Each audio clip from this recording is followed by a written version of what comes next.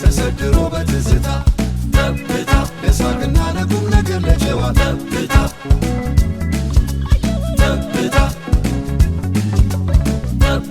ተሰድሮ በትዝታ ጠብታ ለሳቅና ለቁም ነገር ለጨዋታ እንዲሁ ጀመረች በሰላምታ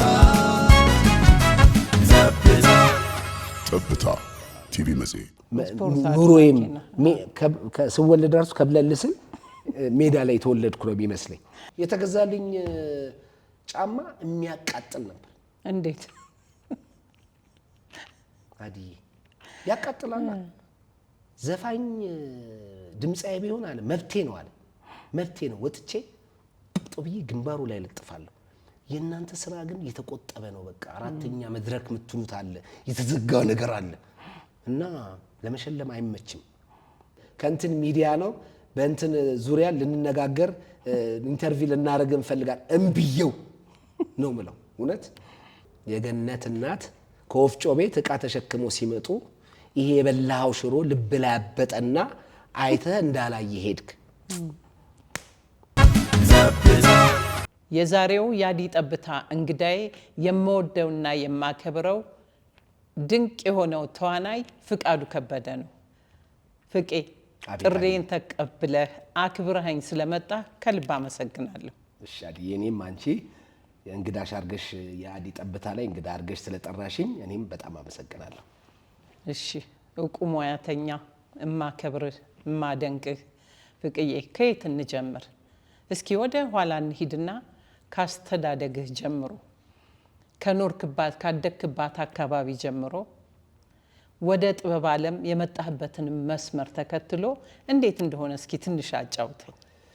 እንግዲህ ረጅም ዘመኔን የኖርኩት አሁንም ያው እዛው አካባቢ ነኝ ያለሁት። ያው አድጌ ወጥቻለሁ ከቤት አድጌ ወጥቻለሁ። አሁን ከቤት ወጣሁ 18 ሞላኝና አገባውና ወለድኩና ወጣው። ቄራ ላይ ነው ጥበቡም የተጀመረው፣ ቄራ ላይ ነው። ቄራ ላይ ደግሞ አርቲስት ቢኒያም ወርቁ ይባላል። ደራሲ ነው፣ አዘጋጅ ነው፣ ተዋናይ ነው፣ ፕሮዲዩሰር ነው። በእድሜ ትልቅ ሆኖ ሳይሆን ሁላችንም ሰብስቦ ግን ያሰራን ነበረ። የሚገርምሽ ቤተሰቦቹ በአጠቃላይ ደራሲዎች ናቸው። ለምሳሌ ትልቁ ወንድሙ ዳንኤል ወርቁ የማዕበላሶች ዳንሶስ ትልልቅ መጽሐፎች አሉት፣ ፊልሞች ይጽፋል። አስተማሪም ነው፣ የፊልም አስተማሪ ነው። ጎንደር ዩኒቨርሲቲ ያስተምራል ምናምን እና ግን በወቅቱ እሱ ወንድሞቹ ትልልቆቹ አንባቢ ስለነበሩ በጣም ለካ ወደ አርቱ ይሳባል። ከዛ አካባቢ እሱ ተምሮ ተስፋዬ ሲማጋ ተምሮ ቄራ አካባቢ ደግሞ ልጆች ችሎታ ያላቸውን የሚገርምሽ ግን ችሎታ ያላቸውን ብቻ ሳይሆን ፍላጎት ያላቸውንም ጭምር ምን ይላል ታለንት ያለው ታለንቱን ይዞ ይሄዳል። ከእንደገና ደግሞ ፍላጎት ያለውም ደግሞ በፍላጎት እዛ ውስጥ የሚያዳብራቸው ነገር አለ። ለምሳሌ ቲያትር ለስራ ብሎ አሪፍ ጸሐፊ ይሆናል፣ አሪፍ ፕሮዲዩሰር ይሆናል፣ አሪፍ አዘጋጅ ይሆናል። እንደው ምንም እንኳን ካልሆነ አሪፍ ተመልካችና አሪፍ ሀያሲ ይሆናሉ። ሰብስቦ ሲያሰራን እኔ ሄድኩኝና ከእናንተ ጋር መስራት ፈልጋለሁ አልኩኝ። ሰለሞን ቦጋላ አለ፣ ኪሩቤል የሚባል ልጅ አለ፣ ያሬድ የሚባል ልጅ አለ፣ ራሄል ተሾመ አሁን ትልልቅ ደረጃ ላይ ናቸው። ራሄል ተሾመን አሁን ብታይ ብሔራዊ ቲያትር ውስጥ ማስተርሷን ጨርሳ ትልቅ ፖዚሽን ላይ ያላት መዓዛ ታከለ አለች። መዓዛ ታከለ ማለት አሁን ላይ ትልልቅ ፊልሞች የምትሰራ የሚካኤል ሚሊዮን ባለቤት ናት። እሱ ደግሞ የመዓዛ ባል ነው። አንዳንዴ ከሌ ባል ሲባል እኔም ይባላል። ግን ማዕዚም ለምን ካልሽኝ ድምጿ በጣም አሪፍ ነው፣ ትወና በጣም ጎበዝ ነች። አዲስ አለማየሁ የምትባል ልጅ አለች፣ አሜሪካ ነው የምትኖረው። ክስተት ቦጋለ የምትባል ልጅ አለች፣ የትና የታምሩ የማዘጋጇ የሷ ልጅ። ሞገስ ቸኮል ይባላል፣ ያሬድ ጉ፣ ሲሳይ በቀለ፣ ኢሳያስ ካሳይ፣ አለማየሁ ታደሰ፣ አሚጃድ አረን በጣም ቢኒያም ኃይሉ እነ ሳምሶን ታደሰ ቤቢ ሳይሆን እሱም አለ። ሌላ ሳምሶን ደግሞ ሳሚራት የሚባል አለ። ብዙ ማአት ልጆች ሰብስቦ እነዛን ያሰራልና ሁሌ ልምምድ አለ። ሁሌ ማን ነው ሰብስቦ የሚያሰራው? ቢኒያም አሁን እንግዲህ በእድሜ ትልቅ ሆኖ ሳይሆን ቀድሞ ስለጀመረ ነው። ከዛ ሰብስቦ ያሰራል። ለካ ዲዬ ሳናስበው ብዙ ካራክተር እንጫወታለን። በጣም ብዙ። ለምሳሌ ዛሬ አልቃሻ ካራክተር ይሰጥሻል። ከዛ ደግሞ እግዚአብሔር ይመስገን ይወድቅብናል። እግዚአብሔር የተመሰገነ። የቲያትር ቤት ወስዳችሁ ቲያትር ቤት ስንሄድ እንትኑ ምናምን ወድቋል ነው የሚባለው። የሚገርምሽ ሜጋ እናስገመግማለን፣ ብሔራዊ ቲያትር ይገመገማል፣ ሀገር ፍቅር ይገመገማል፣ ራስ ቲያትር ይገመገማል። ለካ ለበጎ ነው። ለፍተን እንለፋለን። ልክ እንደ ስራ ነው። ጠዋት እንሄዳለን፣ ማታ ነው ወደ ቤት ምን። የፍላጎት ነው ወይንስ ደግሞ የሙያው ብቃት ነበር? እንዴት ነው? ይሄን ግልጽ አድርግልኝ። በጣም የሙያን ብቃት አለ። ታዲያ ለምን ይወድቃል? በተለያየም አላቅም። ለምሳሌ አሁን ላይ ከፍ ብለን ለምሳሌ ይሄን እኛ እንትንን በለው ይሉን ነበረ ማለት እኛን እናስተካክለው ምናምን ይሉን ነበረ። እኛን ማስተካከል ይችላሉ በወቅቱ እና ግን በተለያየ ምክንያት ብቻ ይወድቃል።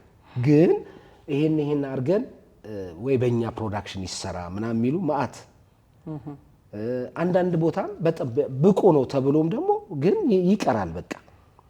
ከዛ ምንድነው ምክንያቱን ጥናት አላረጋችሁም? ምክንያቱን ይነግሩናል። የብቃት ውጤቱ ወይም ደግሞ መስራት ያለብንን ነገር ሰርተናል የምትሉት ፍላጎቱ ስላለ እናንተ ልትሆኑ ትችላላችሁ። ይሄን አስተካክሉ ይኖራል። ግምገማም ይኖራል። ግምገማ አልፋ እንደዚህ አሁን አልፏልም ተብሎ አልፏል በቃ ብቁ ነውም ተብሎ ማንሰራባቸው ጊዜዎች አሉ። ለቲያትር ቤት ነው አልፏል የሚባለው። ግን ሳንሰራባቸው ያለፍናቸው ብዙ አሉ። ይሄን ቢኒያም ወርቁን ብትጠይቂው ደግሞ አቤት እንዴት አድርጎ እንደሚነግርሽ። ከዛ በኋላ ግን ይሄው እስካሁን እግዚአብሔር ይመስገን አልቆም። እስከ ዛሬዋ ቀን ድረስ አብዛኞቻችን በቲያትር በምንወደው ቲያትር መድረክ ላይም አለን፣ በፊልሙም በተከታታዩም በምኑም አለን። ቅድስት ገብረስላሴም ያኔም ነበረችበት። ከዛ ሜዳሊያ የሚል በጣም የሯጭና የዘፋኝ ታሪክ የገነነ ቲያትር ነው። በጣም ቶፕ የሆነ ድምፃዊ አለበት። አንድ ጎበዝ ድምፃዊ እዛ ግቢ ተከራይቶ አለ። ጎበዝ ሯጭ አለ። የቤቱ አከራይ አለች። የያፓ የነበረ ጎበዝ አንባቢ አለ። ከእንደገና ደግሞ ከገጠር ቤተሰቦቿ ሊያስተምሯት በጣም የሚገርም የአማኑኤል መሐሪ ድርሰት ነው። ሪራይት አድርጎና ያዘጋጀው ቢኒያም ወርቁ ነው። ያንተ ካራክተር ምን ነበር? የኔ ሯጭ ነው ካራክተሩ። ሯጭ ነው እና የእውነት እየሮጥኩ ነበረ ስሰራ ነበር። ይሄ ይባላል አይደል ድሮ እንደ ካራክተር ሲሰጥህ ሪሰርች የምታረጋቸው ነገሮች ይኖራሉ። ሪሰርች ለምሳሌ ማንን ተከትለህ ነው ምን ሯጭ የመሆኑን እና የሯጭ ካራክተር እንዴት ነው መጠቀም የምችለው ብለህ የጠየቀው? ማንኛውን ሯጭ ነው? ለምሳሌ በወቅቱ አሁን እንኳን አቋርጧል ሞገስ የሚባል እኛ ጋር ሞገስ ቸኮል የሚባል ልጅ በወቅቱ ይሮጥ ነበር እና እሱን የሯጮች ካራክተር ምንድነው፣ አንድ ሯጭ ምን ማድረግ አለበት፣ ትሬኒንግ ሲሰራ እንዴት ነው የሚለውን ጠይቀው ነበር። ከዛ ከሯጮች ያሉበት ቦታ ይልከኛል። ከዛ ምንም ችግር የለም ቄራ ነው። ከቄራ አልፈሽ ደግሞ ወደ ላፍቶ የሚባል ሰፈር አለ፣ ጫካ አለ። እግዚአብሔር ይመስገን አሁን እንኳን ቤት ተሰርቶበታል። አብዛኛው ጫካ የለም። ያኔ ጫካ ነበር። ከነሱ ጋር ብሬ እሮጣለሁ። ከዛ ንግግራቸውን ይሄ ለማሸነፍ አለ አይደል በቃ ሰው ለመሆን ለመለወጥ ለብቻቸው አይደለም። ታዲያ እዚህ ቤት የሆነች የመቶ ምናምን ብር ቤት ተከራይቶ የሚኖረው ሯጭ እዛ ብዙ ጉድ አለበት። ቤተሰብ ደሃ እናት፣ ደሃ አባት፣ በቃ ደሃ ገበሬ እህቶች ትምህርት መማር የሚፈልጉ። ስለዚህ ብዙ ነገር ነው የሚሸከም። ምን አስተማረህ? ሯጭ ሆነ ስትሰራ እነዚህን ነገሮች ጥናት ስታረግ ላንተ ያስተማረህ ነገር ምንድነው? ሀገር መውደድ በመጀመሪያ ሀገር ነው። የእውነቴን ነው። ለምሳሌ በምንም ነገር ላይ አዲ ጠንክረሽ ከሰራሽ ገንዘብ ይመጣል። ሌባ አትሁኝ፣ አጭበርባሪ አትሁኝ፣ በአቋራጭ በምናምን ለመበልጸግ ለማደግ አትይጂ እንጂ አንድ ሰው ከለፋ በሚወደው ሙያ ከሰራ ትልቅ ደረጃ ይደርሳል። ግን መጀመሪያ ሀገር መውደድ ነው። ስለዚህ በጥንካሬ የሚቆመው ባንዲራን ሀገርን መውደድ ነውና የእውነትም የሚገርምሽ እንግዲህ እኔ ለካራክተሩ ነው ምሮጠው፣ ግን የእውነት ምሮጣለሁ። አሁንም ድረስ ስፖርት ወዳለሁ፣ ሰራለሁ፣ ሮጣለሁ። የዛም ተጽዕኖ ባለሽ ከልጅነት ጀምሮ ኑሮዬም ስወለድ ራሱ ከብለልስል ሜዳ ላይ የተወለድኩ ነው የሚመስለኝ። ጠዋት ወደ ትምህርት ቤት ትጫወቻለሽ፣ ስትመለሽ ትጫወቻለሽ፣ ሜዳውን አልፈን ነው የምንሄደው። ማታ ስትመጪ ትጫወቻለሽ ሲል በቃ ላይን ያዝ ሲያደርግ ነው ወደ ቤት የምትገቢው። እና ሀገርን መውደድ በቃ መውደድ ነው። እና ልፋቱ በቃ ይሄ የሚወጣው ላብ አይደለም። አሁን ከስራዎች ሁሉ አንደኛ በጣም ከባዱ ብትይኝ ሯጭ ነው የምልሽ። ለምን ካልሽኝ የሆነ ጊዜ ሜዳ ላይ እየደረሰ ነው። ጠዋት እመጣለሁ በቃ ከዚህ የባሰ ቅጭጭ አልኩኝ ነኝ። ይሄ እንዲህ የገባ ነው ኑሮዬም ቀጫጫ ነን በቃ ሁላችን ያኔ በወቅቱ ልጆችም ነን። ሌሊት ተነስቼ ከነሱ ጋር ሮጬ ጥውልግልግ ብዬ እዚህ ጋር ላቡ እንትን አለ። ላብ አይመስለኝም እኔ የሯጭ ላብ ደም ነው የሚመስለኝ። እዚህ ጋር ነጭ ነው የሚወጣው። ይሄ በቃ ፊትሽ ይሄ ሁሉ እንዲህ አጥንትሽ ነው የሚወጣው። ከዛ መጣና ሻወር አልወስድም። ቢኒያም አያገባኝም ነው የሚልሽ። አያገባኝም ሄደሽ ሻወር ወስደሽ ምናምን የሆነ ነገር የለም። በሰዓትሽ ደግሞ አዳራሽ መገኘት አለብሽ። ይሄ እዛ ካራክተር ፈልጎ የመምጣት ምናምን የራሱን ያዘጋጀ እኔ ስራዬን ነው የምሰራው ይልሻል። ስለዚህ ዲሲፕሊንም ብዙ የተማርነው ከዛ ነው አሁን ድረስ። በሰዓታችን ደግሞ 2 ሰዓት ተኩል ሲል አዳራሽ መገኘት አለብሽ። እዚህ ከነላቤ ከነመናምኔ ይመጣሉ። ያገኘሁትን ብስኩት ሻይ በዳቦም የተገኘውን በቃ ኮብልስቶም ድንጋይ አይሁን እንጂ ያገኘሁትን ደግሞ ቀምስና ይፈልጋል። ገቢያችሁ ምን ነበር? ለውሃም ለምሳም ለትራንስፖርት መቼም ያስፈልጋል። እንደዚህ አይነት ግሩፕ ተሰባስቦ በምን መልኩ ነበር የምትጠቀሙት? ገቢያችን ቤተሰባችን ነው በቃ በራስ የሚገርምሽ። ለምሳሌ ከዚህ ከቄራ ተነስተሽ ሀገር ፍቅር ለመሄድ ቲያትር ለማየትም ሆነ ቲያትር ያው ተጋብዘን ነው የምናየው። ወይ የሆነ ጉዳይም ኖሮሽ ለምሳሌ መጽሐፍ ለመግዛት ለማምጣት ትዋዋሻለሽ ምናምን ስክሪፕት ለማምጣት ቤተሰብ ነው የምታስቸግሪው እንጂ ምንም አይነት አንድ እናታችን የኔ እናት ስታርፍ ያሳደገችን አክስት አለችን። በቃ በጣም ኮሚክ ናት። እና በቃ ቤት ስገባ አክስትዬ የሆነ ትንሽ ሳንቲም በቃ የራሷ ስራ አላት ምናምን አክስትዬ ትንሽ ሳንቲም ፈልጌ ነበር ስላት ነፃ ትግል ትራትር በነፃ በቃ በነፃ አንድ ቀን ቲያትር እንለማመድ የአብዲሳ አጋን ቲያትር ተሜ በነገራችን ላይ ተመስገን ያለው በጣም ነው የምወደው፣ በጣም ነው የማከብረው። ትልቅ ባለሙያ ነው፣ ድንቅ ዳይሬክተር ነው። በጣም ነው እንደው ተሚዬ ካሜራውን እያየው በጣም ነው የምወድ፣ በጣም ነው ባለፈው እንደውም ከአሜሪካ መጥቶ አሌክስ አለማየሁ ታደሰ ቤት አግኝቼው ያኔ በወቅቱ የነበረኝን አድናቆት ገልጬለታለሁ። ለምን ካልሽኝ አድዬ የሆነ ወቅት ላይ የሆነ ስራ እየሰራሽ ገና ደግሞ እየታተርሽ ከፍ አድርገሽ የምታከብሪያቸው ሰዎች አሉ አይደል? ያኔ የሰጡሽ ነገር መቼም አይረሳም፣ መቼም አትረሹም። ያኔ የሰጡሽ ክብር አሁን አንቺ ያኔ አታቂ ነው። ራስ ቲያትር አሁን አጠገቤ ስላለሽ አሁን የኔ ስለሆንሽ አይደለም፣ በጣም ማከብርሽ አድዬ። ምንም ብታዘኝ ታዘዛለሁ፣ ምንም ብትይኝ እላለሁ፣ አክብሬሽ እመጣለሁ ምለው ራስ ቲያትር አይረሳኝም። ራሱ የለብሰሽ የምትመጭ ዘናጭ ነሽ በነገራችን ላይ። እና መተን እንገባለን አይገርምሽም? ለቲያትር መተን አንቺ በር ላይ ያለሽ የሆነ ኃላፊ ነገር ባለስልጣን ነገር ህዝብ ግንኙነት ነኝ፣ ባለስልጣን አይደለም። ባለስልጣን ነገር እንደውም አንዳንዴ የሆነ ዝንጥ ያልሽ የሆነ በቃ ዝንጥ ያልሽ ያለች አመሰግናለሁ። እና እንመጣለን እንደ መብታችን ነው እንደማትቆጪን ምናምን እንትኖች ነን። እና በወቅቱ እንደዚህ ክብር የሰጡን ሰዎች እና አሁን ቂም መያዝ አይደለም። በወቅቱ ዝዝ ያሉን አሉ። አንድ ሰው ሴት ይሁን ወንድ አልነግርሽም። ወቅት ላይ በ6 ቁጥር ፍስስ አለን። ወረድን አይባልም በወቅቱ ፈሰስን። የሆነ ጃኬት እንደዚህ እንትን ያሉ እንደዚህ ምናምን በቃ ሁላችንም ቀጫጫ ምናምን ከ6 ቁጥር ፍስስ አለንና ብሔራዊ ቲያትር በጓሮ በር ስንገባ አንድ እኛ ፈዘዝን። በቃ ከአድናቆታችን የተነሳ እሱን አይተን ያንን አክተር ወይ አክትረስ ልበልሽ ያው ስም አይጠራም አይ አልጠራም በጣም ነው አሁንም የምወዳቸው የማከብራቸውና ፈዘዝን እኛ ምንድነው ፍላጎታችን መንካት መጨበጥ ትልቅ እንትን ነው ከዛ ያሶምናል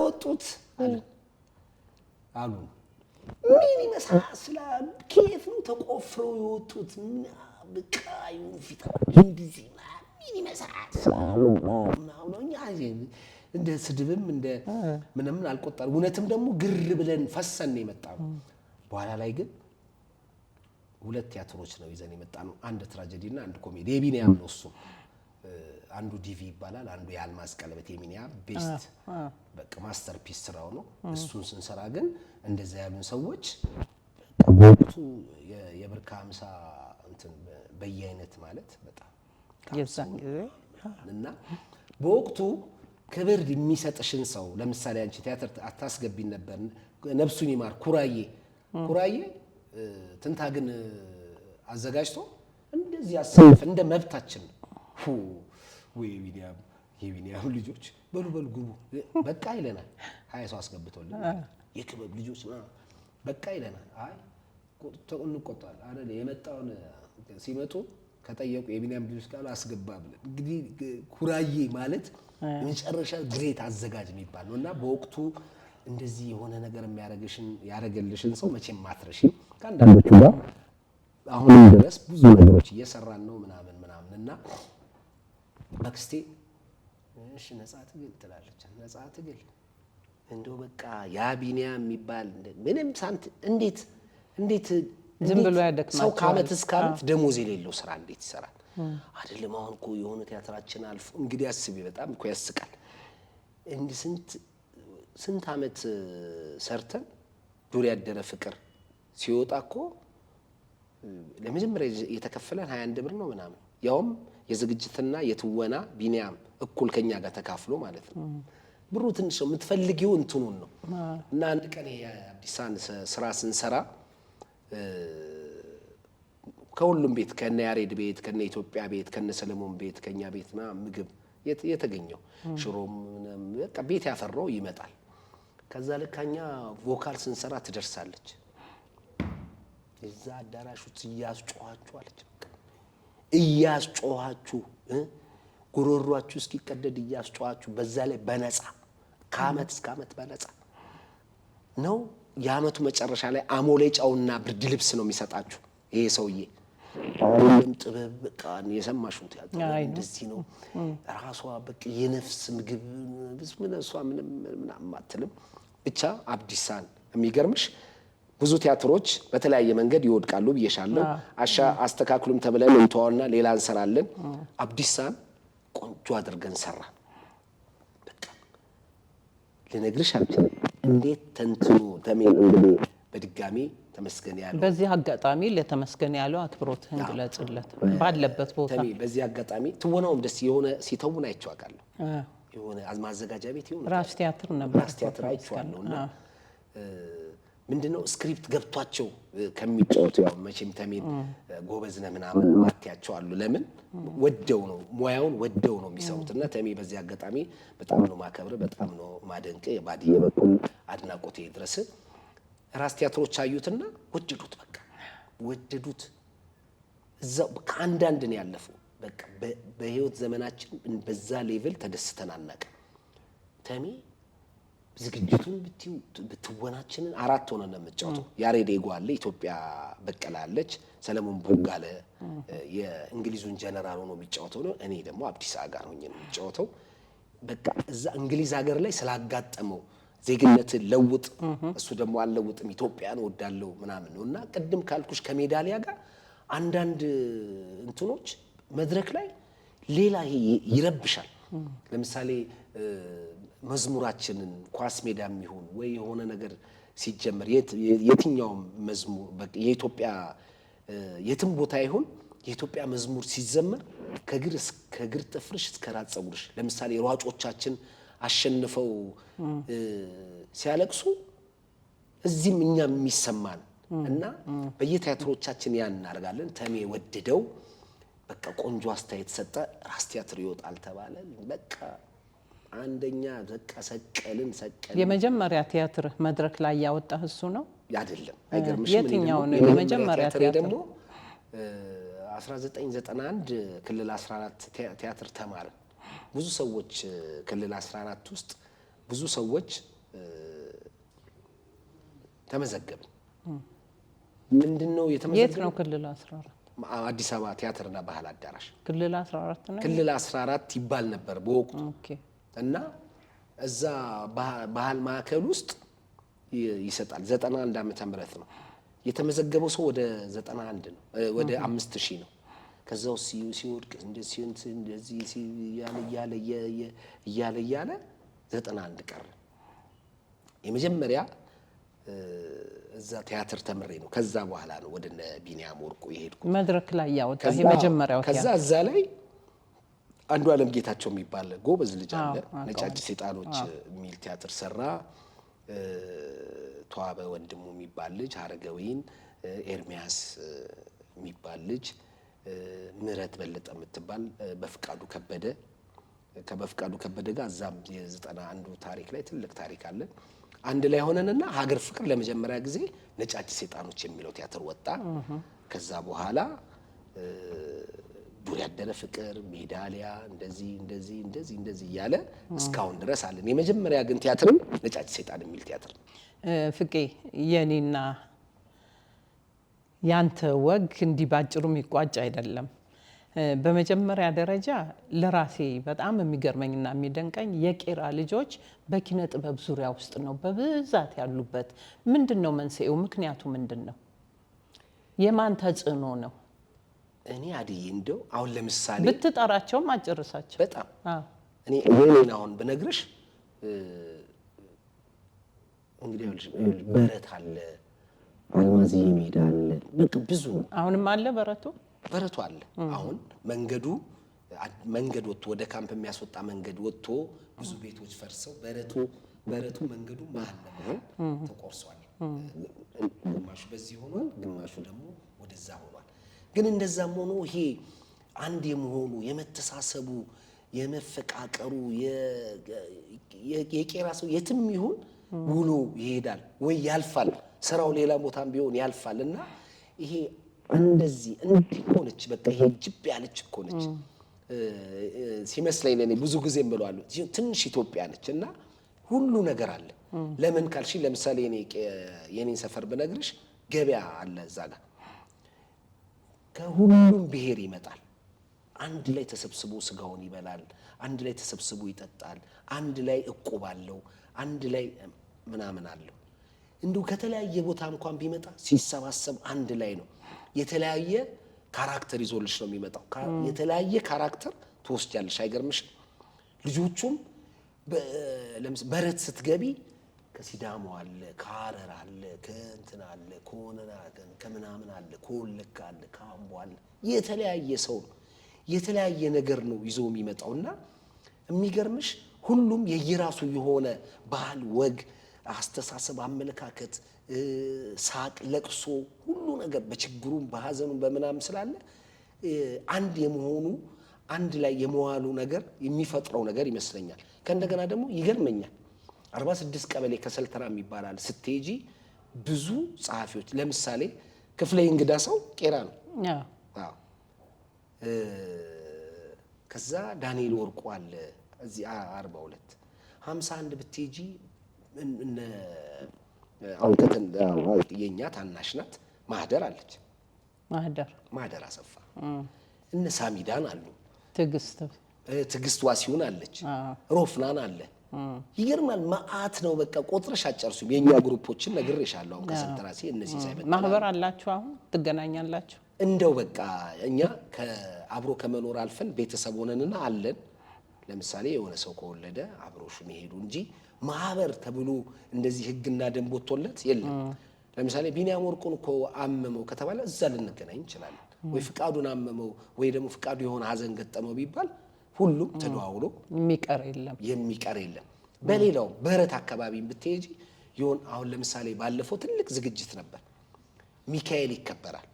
ሚካኤል ሲከበር ሚካኤል በዛ አልፎ ወደ እስረኛው ሚካኤል ይባላል። በዛ በሳር ቤት አልፎ እንዲህ ሲመጣ ቄራ ላይ ትልቅ ዝግጅት ነው የሚዘጋጀው። ትንሹም ያለውም የሌለውም ሀብታሙም ድሃውም ሙስሊሙም በጣም ደስ የሚልሽ። ለዚህ ነው እኔ ስለ ቄራ ብዙ ጊዜ የምናገረው የአርት ቦታ ነው የምልሽ። ሙስሊሙ ልብሱን አድርጎ ሲያስተናግድ ታያለሽ። በቃ ሲያስተናግድ የታረደውን በሬ ሲያበላ ሲያጠጣ ምን ሲል በቃ በጣም የምንወዳቸው የምናደንቃቸው በህይወት የሌሉ ለምሳሌ አደም የሚባል ልጅ አለን፣ ነጃት የሚባሉ ልጆች ነበሩ። ቀጥ ብለው ወገባቸውን አስረው ወገባቸው እስኪንቀጠቀጥ ነው የሚሰሩት። ሀብታሙ በሬ ያርዳል፣ ድሃው በእንትኑ በጉልበቱ ያግዛል ምናምን እና ያልወጡ ማአት ልጆች አሉ።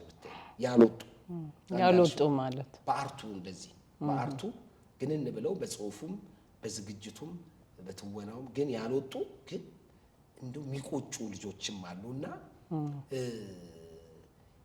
የብዙ ሰው ስብስብ ያለባት እንግዲህ ሁሉም ሰፈር የብዙ ሰው ስብስብ ነው። ለምሳሌ የሆነ ሰፈር የብዙ ሰው ስብስብ ሊኖር ይችላል። ግን ተገናኝተሽ ትንፋሽ ለትንፋሽ ካልተያየሽ፣ ሀሳብ ለሀሳብ ካልተለዋወጥሽ፣ አንቺም የራስሽን ግላዊ ኑሮ የምትኖሪ ከሆነ ያም የራሱ ግላዊ ኑሮ ከሆነ አይወጣም። ቄራ ግን በጸብ የሚሆን በፍቅር የሚሆን ትነጋገራለች። ለምሳሌ የሆነ ነገር ያጋጭሽና ስትገናኝ ግን የመጨረሻ ማትፋቺ ቤተሰብ ሆነሽ ነው የምትቀሪ። ማለፍ ራሱ ደስ እንደሚለኝ ታውቂያለሽ።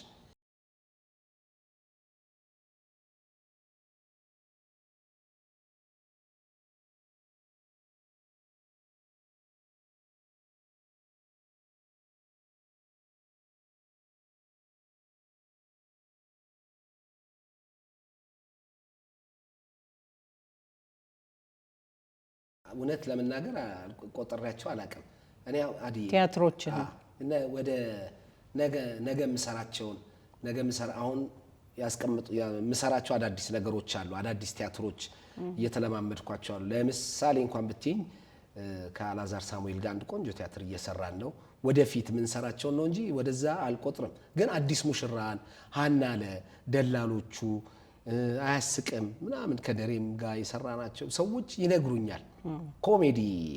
ኮሜዲ ይዘት ያላቸው ነገሮች ሲሉኝ በቃ እኔ ሰዎች ሲሉኝ ያስታውሳል። ለምሳሌ ሀናለ በሆነ ስም ሲጠሩ በካራክተሩ ይጠሩታል። ቲያትር ግን በቃ ቲያትር በጣም ደስ ብሎኝ ቲያትርም ብዙ ተጫውቻለሁ። ምን ያህል ቲያትሮች ተጫወተ? እንደው ከ20 በላይ ተጫውቻለሁ። ከ20 በላይ በጣም እርግጠኛ ሆኜ የምነግርሽ ከ20 በላይ ተጫውቻለሁ።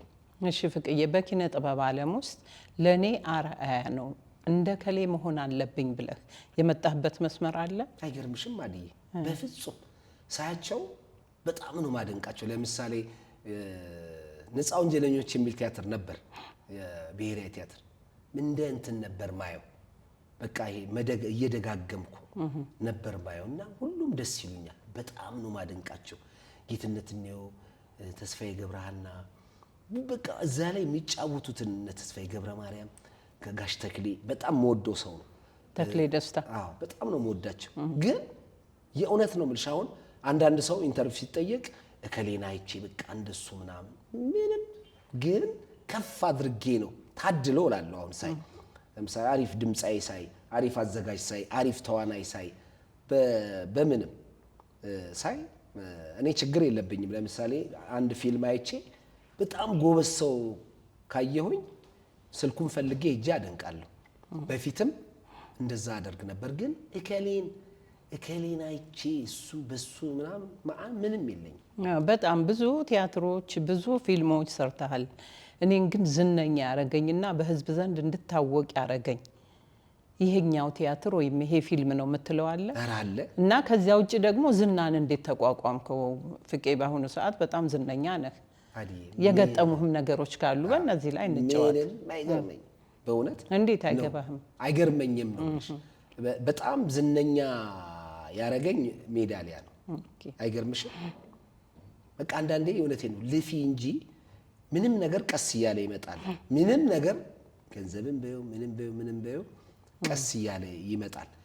ለምን ካልሽኝ አንድ ነገር ለአንቺ ልንገርሽ ስለምወድሽ። ሜዳሊያ ቲያትር ሲታይ አሁን ቢኒያም ወርቁ አሁን እንትን ሲል ሲያዩ ይስቃል። ፕሮዲውሰሮቹ ቢኒያም ወርቁ አዘጋጅ ነው። ያው ከአማኑኤል ሀብታሙ አማኑኤል መሀሪ ነው። ከአማኑኤል ሀብታሙ ጋር ስለምሰራ እኮ ነው አፌ ላይ አማኑኤል መሀሪ ይባላል የሜዳሊያ ደራሲ። ቢኒሹ ደግሞ በቃ በደንብ አድርጎ ነው የሰራው። አዘጋጅ ነው። ፕሮዲውሰሮች ነበሩት። በወቅቱ ያው ቲያትር ሲወጣ ታውቂያለሽ ኮተቱ ብዙ ነው። ለምሳሌ ለኮስቲዩም ይወጣል እንትን ይወጣል አዳራሽ። በወቅቱ ጋሻ ኃይሉ ከበደ ነው በጣም ነው የምወደው። አሁን በቅርብም አግኝቼዋለሁ የቢኒያም ዝግጅት ሲከበር እና ኃይሉ ከበደ ለፍቃዱ ቆንጆ ጫማ ግዙለት፣ ምክንያቱም ሯጮች እንደዚህ ነው። የተገዛልኝ ጫማ የሚያቃጥል ነበር። እንዴት አዲዬ ያቃጥላል። ቆንጆ ሆኖ ስታዩ ጫማው ቆንጆ ነው ግን ያቃጥላል። በቃ ይሄ የቻይና ጫማ የሚባለው የለም ለካ እነሱ ቆንጆ ብለው ጫማውን ሳረገው በቃ መድረክ ላይ ስትንቀሳቀስ ነው የሚያቃጥል። መንገድ ላይ ስንቀሳቀስ እግሬ በቃ ይነዳል። በቃ ወጥቼ ውሃ ውስጥ ብገባ ሁሉ እላለሁ። ከዚያ የሆነ ቀን ምን ነው አልኳቸው እንዴ በቃ እኔ ጫማ አላረግም። ከዛ አላረግም ብስጭት ስል ቢኒያም ወርቁ ግድ የለም ቆይ ፍቄ ጫማ ይመጣል ቆንጆ ምናምን ቢኒያም ይችልበታል በጣም አለኝ። እሺ ብዬ መስራት ጀመርኩኝ። ከዛ እኔም ሜዳሊያ ላይ እንትን አለው ልክ እዛ ውጪ ለልምምድ እንደሰራሁት መድረክ ላይ መገልበጥ አለው መነሳት አለው ምናምን አለው። ሯጮቹ ራሳቸው ሜዳሊያ ያው ዝነኛም በጣም ዝነኛ ያደረገኝ ዝነኛም ነው ምልሽ ሯጮቹ ራሳቸው በጣም ነው የሚያጨበጭቡት። ከዛ የሆነ ቀን ሰርቼ ስወጣ ሰው ይፈልጋል ተባልኩኝ። ሰው ይፈልጋል ስባል እሺ ያው ሰው ይመጣል አድናቂ ይመጣል። የኛ ህዝብ በቃ በእውነት ህዝባችንን በጣም ነው ማከብረው። ቲያትር አይቶ የተሰማውን ይናገራል። እንዱ የሚሰጥሽ ቢያጣ እንዱ የሆነ ነገር እኮ ሰጥቶሽ። ያው በዚህ አጋጣሚ በዝነኛነትህ የማትረሳው ያገኘው ስጦታ ከአድናቂ ልነግርሽ ነው። ልክ ሰርቼ ስወጣ ከቅድስት ጋር ነው ብዙ ጊዜ የምንወጣው። እንወጣና ቤቢም ራሄልም አሉ እንደዚህ ተሰብስበን ሻይ ጠጥተን ምናምን ነው የምንለያየው። ልክ ስወጣ ሰው ይፈልጋል ተባልኩኝ። ከዛ ስወጣ መስታወት ቱፋና ገለቴ ቡርቃን ታውቂያታለሽ? ሯጮቹ መስቱ ትግስት ምናምን የሚባሉ መጡ። በጣም በወቅቱ ፌመስ ሯጮች ናቸው። ከዛ በቃ ታያቸው ደስ አለኝ። በቴሌቪዥን አያቸዋለሁ። በጣም ደግሞ የሚገርም እንትኖች ናቸው ሯጮች ናቸው። ሳያቸው ደስ አለኝና ብዙ ዘፋኞች አይተውታል ሜዳ ላይ። ከዛ በኋላ በጣም ነው ደስ ያለን። እኔ ያስላ ልጅ ነው ስል እሷ ደግሞ የአዲስ አበባ ልጅ ነው አለች። ተከራከርን ምናምን ተባባሉ። እኔ ያስላ ልጅ ነው ስል እሷ ደግሞ የአዲስ አበባ ልጅ ነው አለች። ተከራከርን ምናምን እሱ ከዛ እውነት ነው የቄራ ልጅ ነኝ ታዲያ እንዴት እንትኑ እንደዚህ ያሉኝ ምናምን አወራን። በቃ አይ እንደዚህ ልምምድ ነው ከሯጮች ጋር እየሄድኩ ለማመድ ነበር አብሬ እሰራ ነበር ምናምን አልኳቸው። ከዛ የሚገርምሽ እንደዛ ጫማ አቃጠለኝ ምናምን ስል የነበረ የመጨረሻ ውድ የሚባለው ይሄ እነ ኃይሌ ገብረስላሴ እነ ቀነኒሳ የሚሮጡበት ጫማ አንድ እንዳይመስልሽ በጣም ደጎች ናቸው። በጣም ነው ማመሰግናቸው ሯጮቹ ብዙ ሯጮች ከዛ በኋላ የሚሰጡኝ የእውነት ሯጭ ነው መስላቸው የሚሰጡኝ ውድ ጫማ በጣም ውድ። ቁጥርህን ነግረሃቸው? በፍጹም ግን የሚገርምሽ ልክ በእርግጠኝነት ይኸውልሽ ሲያዩ በእነሱ ልክ ነው የሚያመጡልኝ። ያው ቁመቴን ምናምን ሲያዩ የሚገርም 39 እና 40 ነው የሚያመጡልኝ። ትንሽ ጫማ መጥቶልኝ አያውቅም። ውድ ጫማ ሰጡኝ። ከዛ በኋላ ልነግርሽ አልችልም። እውነት በጣም ደጎች የእውነት አድናቂዎች ናቸው። አይገርምሽም? እስካሁን ድረስ ውድ ጫማ ነው። አንቺ ራስሽ አድዬ በጣም ነው ማለት ቢኒ እኮ ቆንጆ ጫማ ልኮልኛል። አይገርምሽም? ቢኒያም ጌታቸው የኔ ልጅ ያንቺ ልጅ ፍቄን በጣም ነው የምወደው ወጎቹን አያለው ብሎ ቆንጆ ጫማ ከዛን ጀምሮ እስካሁን ሰዓት አሁን እንግዲህ ለፋሲካ ነው አይደለ? ከካናዳ የመጡልኝ ጫማዎች ከእንግሊዝ የመጡልኝ ጫማዎች ልነግርሽ አልችልም። እና ውድ ነገሮች ሌላ ጫማ ብቻ ነው እንደሚመጣልህ? አይ የተለያየ ነገር ይመጣልኛል። ግን ሜዳሊያ ከሩጫ ጋር የተገናኘ በመሆኑ ነው። ቱታዎች ይመጡልኛል፣ ስጦታዎች፣ ሰዓት ተሰጥቶኝ ያውቃል። አንድ ጊዜ ደግሞ ከራስ በላይ ራስ የሚባለው የኃይሉ ጸጋዬን ፕሌይ ተጫውቼ ከሄሉ ጋር ያን ያልተጋባንም አዲሱ ገበያ ነው የምኖረው። እዛ ቀስ እያልኩ ሲሄድ የሆነ ላንድ ክሩዘር ውስጥ ያለ ሰው ፒፒፕ አደረገልኝ። አቤት! ከዛ በጣም ነው የምወድህ አለኝ እና አሁን ቲያትር አይቼ ነው የወጣሁት። እኔ አሁን ወደ ሳር ቤት ነው ከሚስቴ ጋር ራት ልንበላ ተቀጣጥረናል አለ። በቃ በጣም ወዳጄ ነው አሁን። የዘሪውን ጃቴው የሱ ዘሪውን አስማማው የሱ በጣም ወዳጁ ነው። ሙስሊም ነው። ቲያትር በጣም ይወዳል።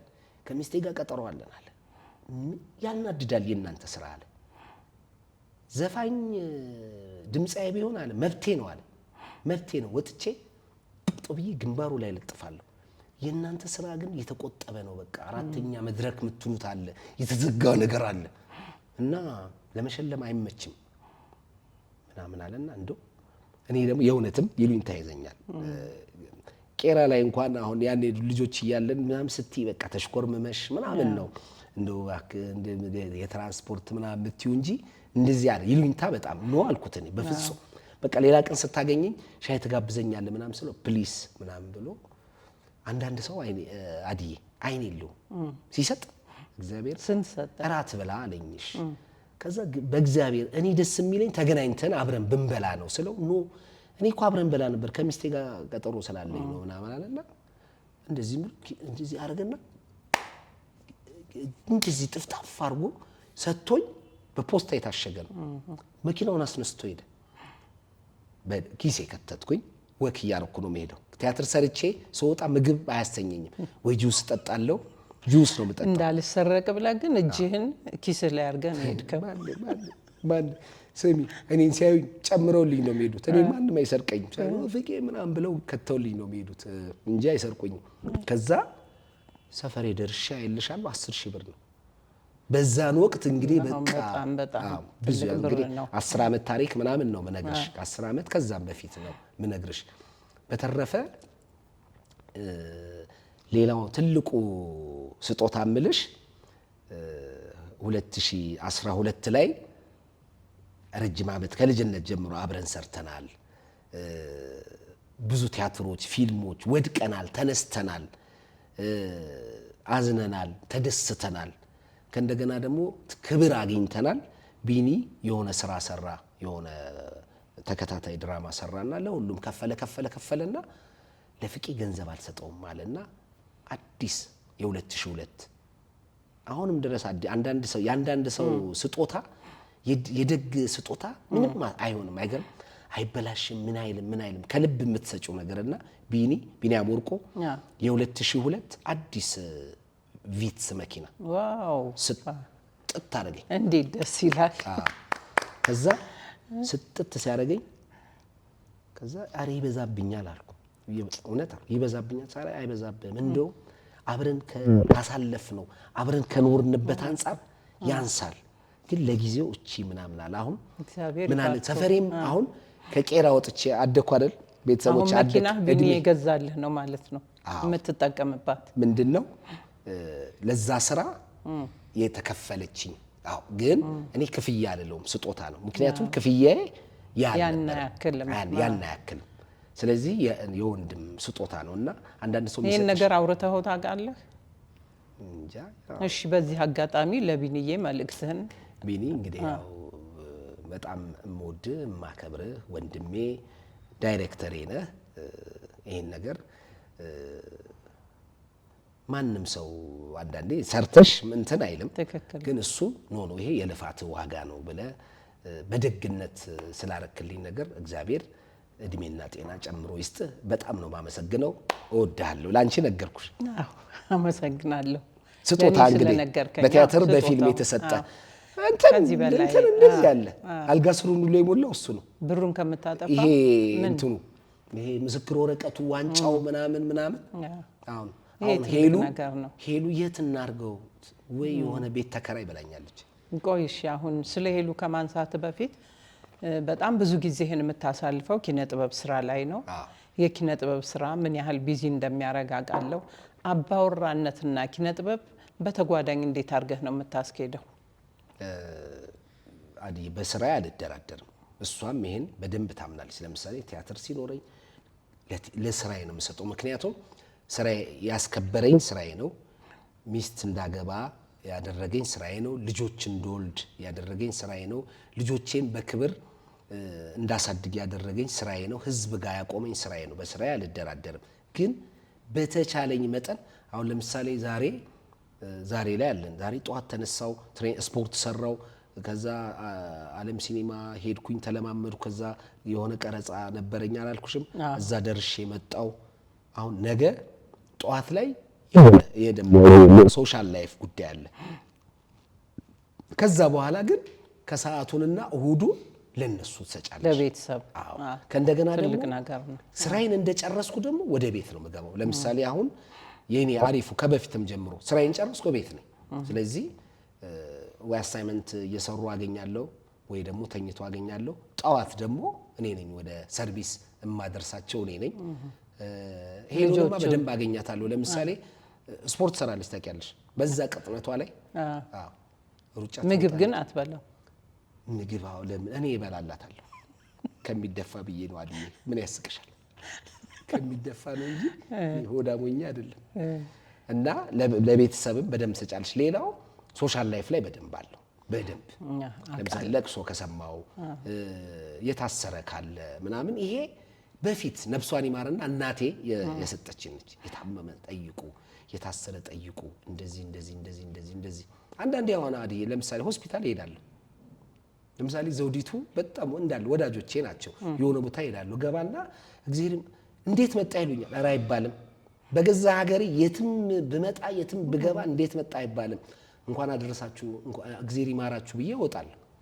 የሆነ አጋጣሚም ካለኝ ምናምን ደስ በቃ ከዛ የሚመጣልሽ ሐሳብ የምትጽፊያቸው ነገሮች ምናምን አሪፍ ናቸው። በቃ አንዳንዴ የሆነ ነገር ስትይ ለራስሽ ነው የምትጨምሪው። ደስታ ጨምራለሁ። በተረፈ ስፖርት አለ። በደንብ ስፖርት ሰራለሁ፣ ኳስ እጫወታለሁ፣ ቲያትሬን ወድጄ እሰራለሁ። ምን ያህል ቲያትሮች ናቸው በአሁኑ ሰዓት መድረክ ላይ ያሉት? እንግዲህ አሁን የጥላውን ዘውገ ዋዋጎ አለ። አሁን ደግሞ እየታየ ነው። አሁን በቅርብ ደግሞ ከዚህ በፊት ብሔራዊ ቲያትር ታይቶ በጣም ተወዳጅነት ያተረፈው መስከረም አበራ ፕሮዲዩስ የምታደርገው ጀርመናዊ ደራሲ ካርል ዊትሊንገር የጻፈው ነፍሱን ይማር ጋሽ አለሙ ገብረአብ። የሚገርምሽ እኔ እድለኛ እኮ ነኝ። ጋሽ አለሙ ጋርም እኮ አዘጋጅቶኛል። ዋናው ተቆጣጣሪ የሚል ቲያትር ያላዘጋጁኝ እኮ ጌትሽ አዘጋጅቶኛል። ዳግማዊ ፈይሳ አዘጋጅቶኛል። ተስፉ ብርሃኔ አዘጋጅቶኛል። ተሻለ ወርቁ አዘጋጅቶኛል። ተፈራ ወርቁ፣ ቢኒያም ወርቁ፣ አዜብ ወርቁ፣ ኧረ በስመ አብ አንቺ አብዱል ከሪም ጀማል ብዙ ናቸው የሰራሃቸው ቲያትሮች ብዙ በቃና ሁሉም አዘጋጅቶኛል። እና የጋሽ አለሙ ትርጉም ዳግማዊ አመለወርቅ ፈይሳ የሚያዘጋጀው አማኑኤል ሀብታሙ፣ መስከረም አበራ፣ እንዳለ ብርሃኑ እኔ ያለውበት በቅርብ ይታያል። እንግዲህ አሁን ለጊዜው 2 ቲያትሮች አሉ። ሌላ 3-4 ቲያትር ደግሞ አጥንተን ቁጭ ብሏል። ለምን በጣም ጥሩ። ለምሳሌ ሀገር ፍቅር አሁን ባለበት ሁኔታ በደንብ ማስታወቂያ ተሰርቶ አልጀመረም። ለምን ለሚመለከተው አካል በዚህ አጋጣሚ መልእክትህን አስተላልፍ። ለምን የሚለውን እኔም ለኃላፊዎቹ ጠይቄ ነበረ። አንዳንድ የሚስተካከሉ የመብራት ጉዳዮች አሉ፣ የላይት የምን ጉዳዮች አሉ። አዳራሽ ውስጥ ምናምን ተብሎ እኛም ራሱ አሉ የሚለውን ቲያትር ታውቂዋለሽ? በፊት የተሰራው አሉ እሱን አጥንተን ሬዲ አድርገን እንደዚያ ተጠንቶ ቁጭ ያሉ ደግሞ ብዙ አሉ። የሚገርምሽ እና የሚስተካከሉ ነገሮች አሉ። አሰራር እንግዲህ አሁን እኔ ቅጥር አይደለሁ። ለምሳሌ እዚህ ቤት ቅጥር አይደለሁ እና ገብቼ ይሄ እንትን ሆነ አልልም። ስለዚህ የተባልኩትን ብቻ ነው። በዚህ ምክንያት ዘግይቷል፣ በዚህ ጊዜ ስለሚወጣ ተባለ። ቲያትሩን አስገመገምን፣ ወጣው። አሁን ስጠራ ሄዳለሁና የሚመለከታቸው እንግዲህ መብራት አለ፣ ድምጽ አለ፣ ምን አለ፣ የተመልካች መግቢያና መውጫ አለ፣ የፊት ለፊቱ በር አለ፣ የሚስተካከል እሱን አስተካክለው ሲያወጡት እንግዲህ ሀገር ፍቅርም ብሔራዊም የተለያዩ ቲያትሮች አሉ። እኔ ቲያትር በጣም ነው የምወደው። እንጠብቅ በጉጉት ማለት ነው። ኮከቡ ሰው አሁን በቅርብ ይወጣል። አሁን በቅርብ የት ነው የሚታየው? ዓለም ሲኒማ ነው። ዓለም ሲኒማ እውነት ለመናገር አሁን ይኸውልሽ የብሔራዊ ቲያትር መድረክ ይመቻል። መዝለላሉ ከፎቅ ላይ ወደ ምድር መዝለላሉ ይሁንና በጣም ይመቻል። ግን አዲያ አሁን ላይ እውነት ስንነጋገር ሰው በጣም ርቋል ከከተማ። አይገርምሽ? ይሄ ቲያትር ተመልካች ለምሳሌ ወደ መርካቶ በዩ፣ ወደ አዲሱ ገበያ በዩ፣ ወደ ፈረንሳይ፣ ወደ ፒያሳ ስፔሻሊ ፒያሳ አገር ፍቅር አሁን አንዳንዴ ተፈራ ወርቁ ያዘጋጀውን የሌሊት ሙሽሮች የሚባል የወደነ ክፍሌን ቲያትር እንሰራ ነበር። አንደኛ ትንሽ ተመልካች ነው የሚገባው፣ ሁለተኛ ስትወጪ በጣም ፒያሳ ያስፈራል። ለምን አብዛኛው ሰው ከ5 ኪሎ በዩ ከ6 ኪሎ በዩ ከአዲሱ ገበያ በዩ ተነስቶ ስለሄደ የቲያትሩ ተመልካች በጣም ቀንሷል። ያን ሁሉ ለማምጣት ያን ሁሉ ለማስተካከል ምንድነው መደረግ ያለበት? ወደ ድሮ ወደ ነበረ ቦታ የቲያትርን ተመልካች ለማምጣት እና ደግሞ የሙያተኛውንም ስራ ተደራሽ ለማድረግ በዚህ አጋጣሚ መልእክትን አስተላልፉልን። ምንድነው መደረግ ያለበት ለሚመለከተው? በጣም ጥሩ አድየ አሁን እንትን የለም። አሁን የሚመለከተው አካል ወይም ኃላፊ የመንግስት ኃላፊዎች ከባለሙያው ጋር ቁጭ ብሎ ማውራት አለባቸው። ምንድነው የሚለው አልተወራም። ይሄ እየተወራም አይደለም። ከእንደገና ደግሞ ባለሙያው በቃ ተራራቀ። ለምሳሌ ከሌን ስትጠሪው ቦሌ ያራብሳል፣ እኔም ስትጠሪኝ ፉሪ ነኝ፣ ከሌን ብትጠሪው ከሱሉልታ ነው የሚመጣው። ስለዚህ አብዛኛው ደግሞ ኑሮ አለበት፣ የቤት ኪራይ የሚባል ትልቅ እንትን አለ እና ተገናኝቶ እንኳን ሌላው ቀርቶ ተገናኝቶ ሙያችን ላይ ምን እናርግ ሳይሆን ተገናኝቶ እንኳን አንድ ስክሪፕት ለመጨረስ ያለውን ነገር ልነግርሽ አልችልም እኔ ስላለውበት እና ተገናኝቶ ተሰባስቦ ምን እናርግ የሚለውን ማውራት። የሚገርምሽ ሰሞኑን ከባህል ቢሮ አንድ ዶክተር ደውለውልኝ ነበር። አሁን ከትላንት ወዲያ ምን እናርግ አሉኝ። በጣም ደስ አለኝ። እንዴ አልኩ፣ ደነገጥኩ። ዶክተር ይቅርታ ለምኑ ነው ምን እናድርግ? አሁን ባለው ሁኔታ የቲያትር ላይም ፊልም ላይም መቀዛቀዝ አለ እና ተገናኝተን ማውራት አለብን። ስም ባልጠቅስ እንትን ነው። ዶክተር ከሌ ይባላል፣ ባህል ቢሮ ውስጥ ነው ያለሁት። እንዴት እናርግ እስቲ ከዓለም ሲኒማም ከምንም ከሀገር ፍቅርም ከምንም እንዲህ አይነት ሰው ያስፈልጋል። አሁን ሰው ዝም ብሎ ኑሮውን ነው የሚኖረው አይደል? ለምሳሌ እኔም እንትን ካልሽ የሆነ ፊልም ሰራለሁ፣ የሆነ ቲያትር ሰራለሁ፣ የሆነ ነገር ሰራለሁ፣ ለልጆቼ የሚያስፈልጋቸውን ነገር ምናምን አደርጋለሁ እንጂ ቀጣዩ ትውልድ ምናምን የሚል ጥቂት ሰው ነው ያለው። እውነት ለቀጣዩ ትውልድ አሁን እኔ ደስ ይለኛል። ለምን ካልሽኝ አስተምራለሁ። የተለያየ ቦታ እየሄድኩኝ ቲያትር የሚወዱ ልጆች አስተምራለሁ። ለምሳሌ ብታይ ትላንት የሆኑ ትምህርት ቤቶች ነበርኩ። ለህፃናቶች ተረት አንብቤ ምናምን ነው የመጣሁት። አረጋለሁ። ይሄንን ደስም ስለሚለኝ ነው። ሶሻል ሚዲያም ላይ ምናምን ታያለሽ ለቀውታል እንደዚህ እና ልክ አንቺ እንደምትወጁ እሷ እንደምትወደው ተሰብስበን ምን እናርግ ቢባል አሁን ለምሳሌ ህብረ ቀለም ወርቅ ደበበ የቀለም ወርቅ ደበበ አይገርምሽም? በጣም አሪፍ ጠንካራ ልጅ ናት። ጠንካራ በዛ ላይ ቲያትር የምትወድ ምን አረገች? ቃሊቲ አንድ ቲያትር ቤት አለ። ያ ቲያትር አይደለም ካፍደም እንትን ውስጥ ነው 08 የሚታየው። ካፍደም ሲኒማ ቤት ነው ብዙ ጊዜ ቲያትሮች የሚታዩበት። ይሄ ደግሞ 08 የሚባል አለ። በምን አወቅሽው ካልሽኝ ተስፋዬ ሲማ ሃው ፐፑን እየሰራ አልነበር ባለፈው ወርዷል አሁን እና አሜሪካ ቤተሰብ ጋር ሊሄድ ሲል አጥናልኝ አንተ እስክመጣ አጥና ብሎኝ ያንን ቲያትር ማጠናው እዛ እየሄድኩ ነበር። አስፈቅደን ጎበዝ ፖዚቲቭ ናቸው ሰዎቹ። እዛ እየሄድን አጠና ነበር። ቲያትር ቤቱ የተመቸ ነው። እንዶ በቃ የቲያትር ቤት እያልኩ እያለ አሁን ህብረዬ ከነሱ ከኃላፊዎቹ ጋር ተነጋግራ ቅድም ያልሽው ነገር እኛ ወደ ሰው መሄድ አለብን። ትክክል ገብቶሻል? ሰው ወደዛ ሄዷል። አሁን ባለፈውም የሆኑ የጥበብ ሰዎች ሲያወሩ ነበር። ለምን እኛ ቲያትሩን ይዘን ወደዛ አንሄድም? ሰው ወዳለበት ስትይ ደግሞ አድዬ ብዙ ደግሞ የሚጎልብሽ ነገር አለ። ለምሳሌ ቲያትር ቤት ያለው ሳውንድ አለ፣ ላይት አለ፣ መመቸት ሜዳ አይደለ? ያልሆነ ሜዳ ላይ ኳስ አትጫወች። ግን እኛ ወደ ሰው ስንሄድ እዛ የተዘጋጀው መድረክ ምንድነው? አሁን ባለፈው አውሮፓ ሄደን ነበር አይደል? አንዳንዱ መድረክ አድዬው ያውም ባቢሎን የሚያል ቲያትር የተሰራበት በቃ ስቃይ ልነግርሽ አልችልም። እዚህ መድረክ ላይ ቤቱ ለሁለት ተከፍሎ አሁን ሮተርዳም ትዝ ይለኛል ሮተርዳም ስንሰራ ሰው ልነግር ፈሷል በቃ ብዙ ህዝብ አዎ ባቢሎን በሳሎን ነው ስም አለው እና አለማየሁ ታደሰ እና ከሌነ ስናፍቅሽ ምናም ተብሎ ነው ግጣም ብሎ ከያገሩ ይመጣል።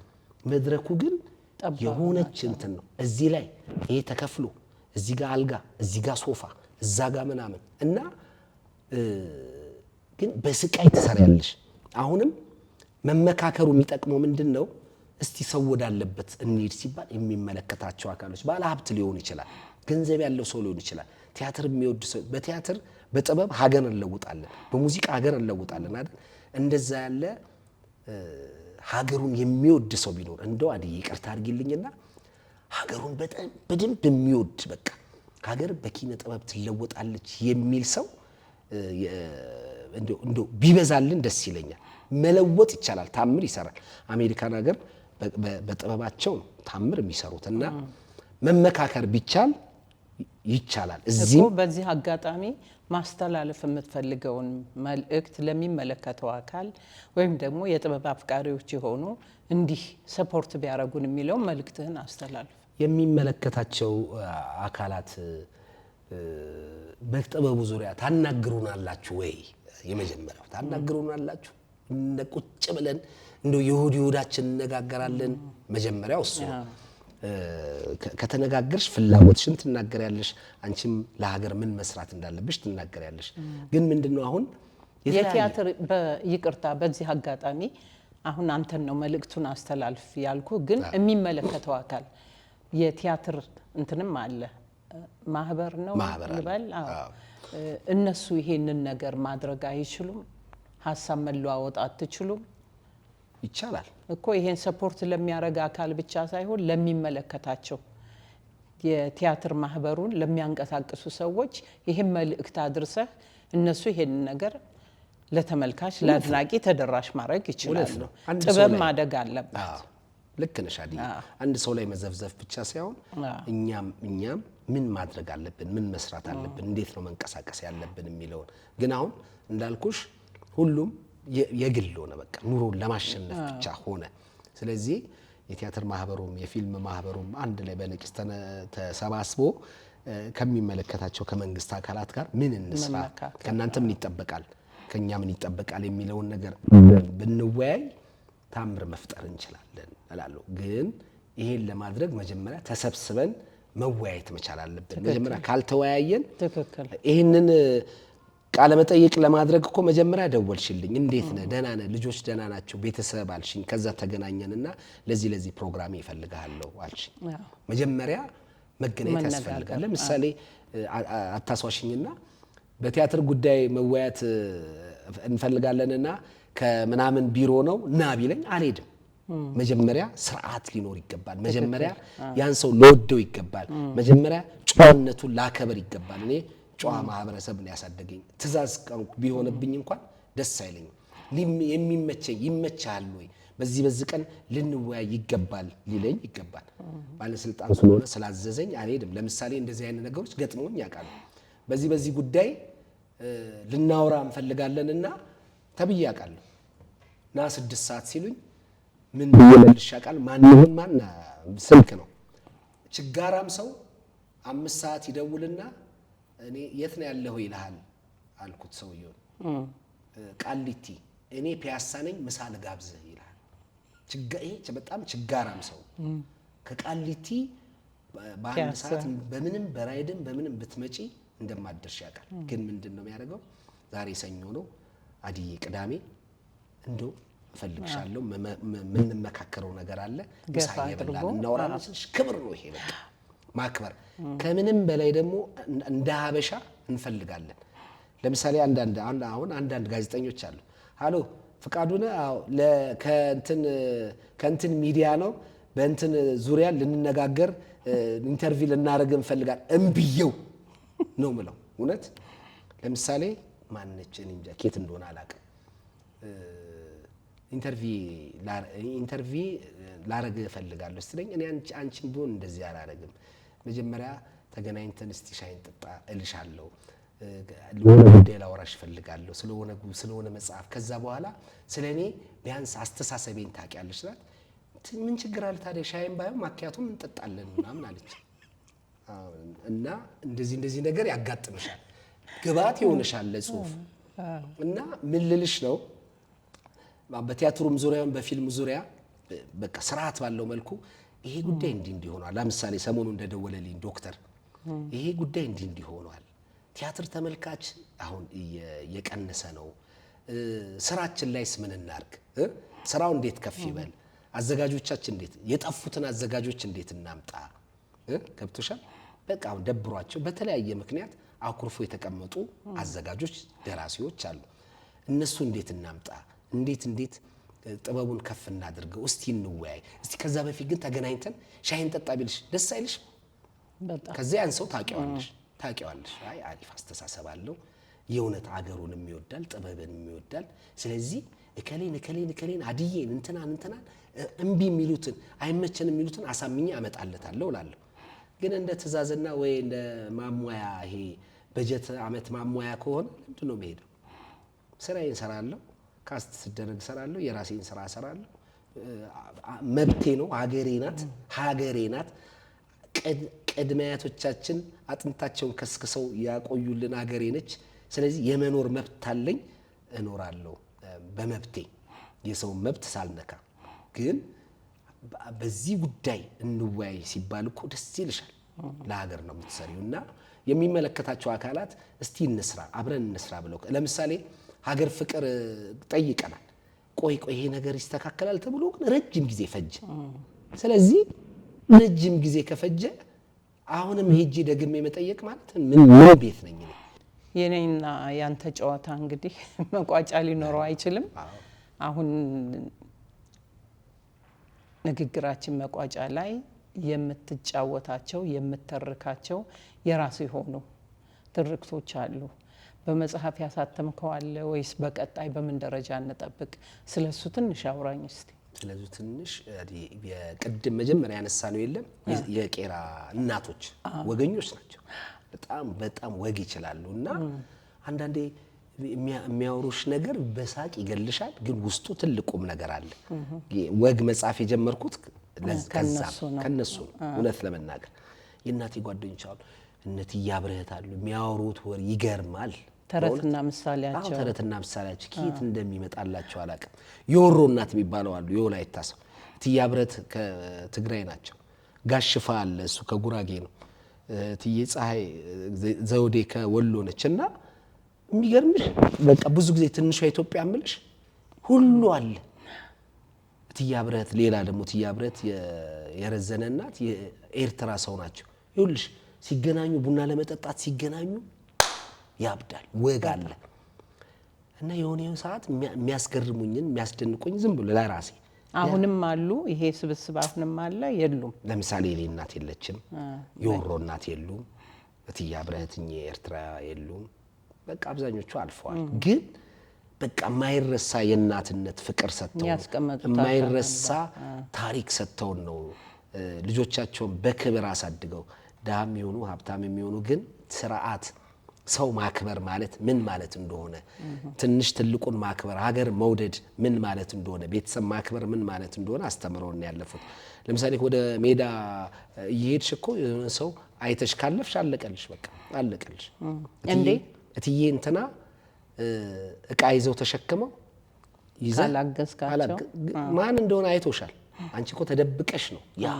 ልብሽን ያጠፋውና በቃ ያ እንዳያመልጥሽ ሄደሻል እቤት ስገቢ አለልሽ በቃ የገነት እናት ከወፍጮ ቤት እቃ ተሸክመው ሲመጡ ይሄ የበላው ሽሮ ልብ ላይ ያበጠና አይተ እንዳላይ ሄድክ በተገኘው በግራው ዋንጨት የሚሆን በምን በቃ እና አንዳንዴ የእውነቴን ነው የምልሽ አሁን ላይ ብዙ ነገሮች ሳይ እንደው ልጆች ላይ ለካ በደም ተቆንጥጠን ተገርፈን ማደጋችን የእውነት በጣም አሪፍ ነው እኛም እንድናመዛዝ ልጆቻችን ላይ የሆነ ነገር እንድንሰራ እና ወጎቹ ከዛ የተነሱ ናቸው 2008 ላይ ግጥም በጠመንጃ የሚል ወግ የወግ ስብስብ አሳትም ያለው አሁን ደግሞ 2-3 የሚሆኑ መጽሐፎች አሪፍ በቃ አሪፍ ለምን እልሻለሁ ለምሳሌ ለሄሎ አነብላታለሁ ለባለቤት አንድ ማቲ የሚባል ልጅ አለ ጽፍና አለ መጀመሪያ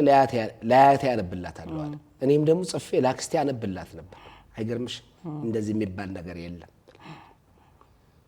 የምን ቦታሊካ ነው እንደዚህ መቀደድ የለም ትለኛለች ስለዚህ ግምገማው ስለዚህ ውሸን በቃ ዝም ብሎ ፋንታሲ ነው የጻፍኩት ማለት ነው ከዛ አስተካክየው የሆነ አሁን ጥሩ ደና ነው በቃ አሁን ደና ነው ለሄሉ ሳነብላት ይሄን የሆነ መቼም የሆነ መድረክ ላይ አታቀርበውም ቸግሯል እንዴ ትለኛለች እንዴት ያስጠላል ትለኛለች ከዛ ደግሞ ለጓደኞቼም ለምንም ስትሰጪ በቃ አሪፍ ነገሮች አሉ ከእንደገና አንዳንዴ ለምሳሌ የሙያ ፍቅር የሚል አለ 40 ደቂቃ አየር ላይ አውሮፕላን የሚፈሩ ሴትየው ከብዙ ቦታ ይደወልልኛል የሳቸው ምናምን ይሉሻል ከዛ ምን ላይ ነው የተጠቀምከው ይሄ እውነት ለመናገር እኔ ምንም ጥቅም አላገኝም ማለቴ ለህዝብ ቀርቧል ፍቃዱ ከበደ ብለሽ መድረክ ላይ ግን ምንድነው ለሆነ ዝግጅት ነው ለምሳሌ የመቄዶንያ የሆነ ዝግጅት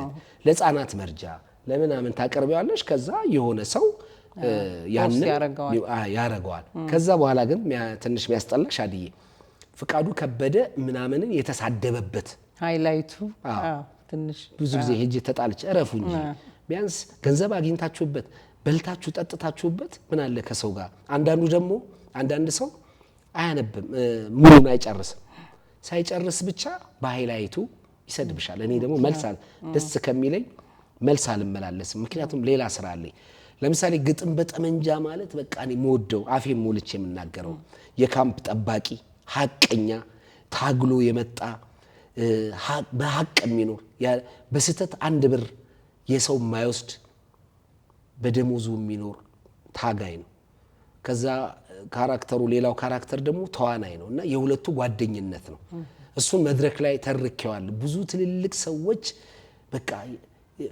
ፍቅር ማለት ምን ማለት ነው የፍቅርን ኃያልነት አንዴ እንደውም እማረሳው መጋቢ ሐዲስ ዓለማየሁ የሆነ ቦታ ላይ እሳቸውም ቀርበው እኔ እሱን አቅርቤ በጣም የሚገርም ትንተና ሰጥተውበታል ልክ እንዲህ አይነት ነገሩ አንዱ ዩቲዩበር ይወስደውና ፍቃዱ ከበደ የኢያዲግ ወታደሮችን የተሳደበበት ብሎ ይለጥፋል ከዛ ድንገት እስቲ ቆይ ሰው አይቶ ጨርሶታል ወይስ ምናምን ብለሽ ስገቢ እንያዝ ትመጣታለ ምናምን ከዛ እዛው ደግሞ ሌላ ሰው መልስ ይሰጣል አራንተ እንትናት በለሲ ጨርሰ እስቲየው ይሄ በቃ የሆነ ስቶሪ ነው ምናምን ይልሻል ሰው ነው የሚሰጥሽና በዚህ ራሱ እኔ አንድ ወጋ አለ ቢያንስ ስሙ ቢያንስ በዚህ ዙሪያ የተሰራ በዚህ ዙሪያ ደግሞ ትልቅ ትምህርት ነው አሁንና የተጻፉ 2-3 የሚሆኑ መጽሐፎች አሉ ያው አሁን አዲዬ እንደምታዩ በጣም ተወዷል ብታይ የመጽሐፍ ማሳተም በጣም ከእንደገና ደግሞ ዘመኑም የቲክቶክ የሆነ ስክሮል ሆነና የለም ግን እንደዛ ሆነ ተብሎ ቲያትር አታይም ተመልካች ጠፋ ብለሽ ቲያትር አታይም አንባቢ እንዳቲ አለ አንቺ ብቻ የሚጣፍጥ ነገር ጻፊለት እንጂ አንባቢ ማለት አይ በርታ ስፖንሰር ፈልግና ያንተ ወጎችማ መታተም አለበት ስፖንሰር አለኝ ቸሩ መዳን ያለው ቸሩ እኮ መልእክትና አስተላልፍ ለቸሩ መዳን ያለው ያረጋል መናገር ጠይቀህ የምታጣው ነገር የለም አንድ እንትን ጊታሪስት አለ ሰለሞን የሚባል ባታዩ ታውቂዋለሽ ጧት አግኝቼው እኔ በጧት ወደ ቦሌ እየሄድኩኝ ጊታር ሰሌ እዚህ ነው እንዴ ገብርኤል ጋር አግኝቼው ነው ጀሞ 3 ገብርኤል እዚህ ነው እንዴ የምትኖረው ስለው አዎ አለ እንዴ ቄራ ወደዛ ትመስለኛለህ ስለው ኧረ አይደለም አለ ማመልከቻዬን ቶሎ አስገባለሁ ገብርኤል አካባቢ ላይ ተቀጠረው እና እንዴት እንዳሳቀኝ ማመልከቻዬን ቶሎ አስገባለሁ አለ በቃ ቶሎ ለምኑ ለገብርኤል ነው ማመልከቻዬን ቶሎ አስገባለሁ እሱም ያረጋል እኔም መጽሐፉን ለማሳተም አዲዬ ማመልከቻዬን ለመዳንያለም አስገባለሁ እሱ ያሳትሟልና ብዙ ሰው ብሎኛል ጌትሽን ጨምሮ ጌትነትን ነው ጨምሮ አንድ ጊዜ የሆነ ዩኒቨርሲቲ ለሆነ ዝግጅት ሄደን ስተርካቸው ነው አሪፍ አለኝ ብዙም ሌላም ሰው ትልልቅ ሰው እነ ዶክተር በድሩ አቅጅራ እነ እንዳለጌታ ከበደ እንዱ ደግሞ በጣም ወደው ወዳጄ ነው። የመጀመሪያው መጽሐፍም ሳሳትም አርቶቱን የሰራው ማን ነው? እንዳለጌታ ከበደ ዶክተር እና አለ ሲተረኩ ደስ ይላሉ አለ። ስለዚህ ለሚያነበውም ታስቀምጫለሽ። አሁን ቢኒ ያንቺ ሲተረክ ደስ ስላለው እኮ ነው የኤልሳን ስቶሪ ቀድቼ ላኩለት። የኔ ላክለት ባንቺ ላኩለት። እኔ ረስቼዋለሁ። አንቺ መላክሽንም ጫማ ማምጣትሽንም ረስተሻል። ስለዚህ ሌላም ነገር ልኮ ነበር ረስተሹ ነው። ብር ልኮልኝ ነበር ዶላር። እሺ ይፈልጋለሁ ቦርሳዬ ውስጥ እና እነሱም ተዘጋጅተው ተቀምጠዋል። በጉጉት እንጠብቃለን። መጥተህ ይሄንን ጊዜ እንድናሳልፍ ስላደረከኝ ከልብ አመሰግናለሁ። በዚህ አጋጣሚ ለወዳጅ ዘመዶች ለጓደኞች ማስተላለፍ የምትፈልገው መልእክት ካለ እድሉን ልስጥህ። አዲዬ ከዛ በፊት ለወዳጅ ዘመዶቼ እንኳን አደረሳችሁ ከማለቴ በፊት የእውነት አንቺን ማመስገን ፈልጋለሁ። አንቺ ከምሬ ነው ለብዙ የኪነ ጥበብ ሰዎች ከትንሽ እስከ ትልቅ ባለውለታ ነሽ። አንቺ ከፍ ማለት አለብሽ። አንቺ ሁሌ መከበር አለብሽ። ለምን አትሰስችም? አዲስ ጀማሪ ነው ብለሽ እንትናቲም ሌላ እንኳን ማቀው እንኳን አለ። ለምሳሌ አቤል ብርሃኑ የወይኗ ልጅ የሚባል የኔ ተማሪ ነው። እኔ አቢሲና ያስተማርኩት ልጅ ነው። አዲዬ ጋር ሄጄ እንደዚህ ብላኝ አንዳንዴ እንትንሽ ራሱ እኔ አሁን ደጋግሞ እንኳን 3 ጊዜ እንትን ካሉ በቃ ይሄን ጨርሳችሁ ነው አጨቅጭቆኝ ነው ብለው። አንቺ አትሰለችም። የእውነትም እናት ነሽ፣ የእውነት እህት ነሽ፣ የእውነት ደግ ነሽ። ስለዚህ ሁሌ ላንቺ ክብር አለኝ። አመሰግናለሁ። እግዚአብሔር አክብረሽ ረጅም እድሜና ጤና ይስጥሽ። አክብረሽ እንግዳ ይሁን ስትይ በደስታ ነው። እኔ እንደውም እስከ ዛሬ መቆየትም አልነበረብኝም። የት ሄድብሻለሁ የት አባቴ ሄዳለሁ ካልሞትኩ በስተቀር ብዬሽ ነበር። ይገርማል። ሳልሞት ይኸው አወራን። እግዚአብሔር አልሞትም። ቆይ አድዬ ገና ልጆቻችን የሚደጉ ይቅር ይበልህ አይባልም። አይ አልሞትም። ያው እድሜ ይስጠን ማለት ነው። ሰላም ሀገራችን ሰላም ይሁን። ዋናው እሱ ነው። አዎ ሌላው በመላው ዓለም የምትገኙ የክርስትና እምነት ተከታዮች እንኳን ለብርሃነ ትንሣኤው እንኳን ለዳግማ ትንሣኤው በሰላም አደረሳችሁ ላለው ስፔሻል ደግሞ ታሪኩ ዘውዱ የሚባል ጋዜጠኛ አለ ካናዳ። በጣም አንቺንም በጣም ነው የሚወድሽ፣ በጣም ነው የሚያከብርሽ። ታሬ ደግሞ በቃ ቅን ልጅ ነው ብታይ። እዛ ሆኖ ሰው ያግዛል። ከሌ ታመመ ሲባል እንትን ላይ ህፃናት ታመሙ ሲባል ያሳክማል። እባካችሁ እንደዚህ አይነት ሰዎች እንደ ታሪኩ ዘውዱ ያሉትን ያብዛልን፣ እንዳንቺ ያሉትን ሰዎች ያብዛልን። አክብረሽ እንግዳሽ ስላረግሽኝ እግዚአብሔር ይስጥልኝ አድዬ።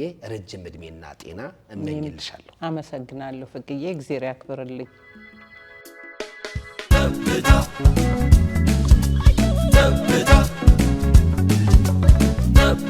ተሰድሮ በትዝታ ለሳቅና ለቁም ነገር ለጨዋታ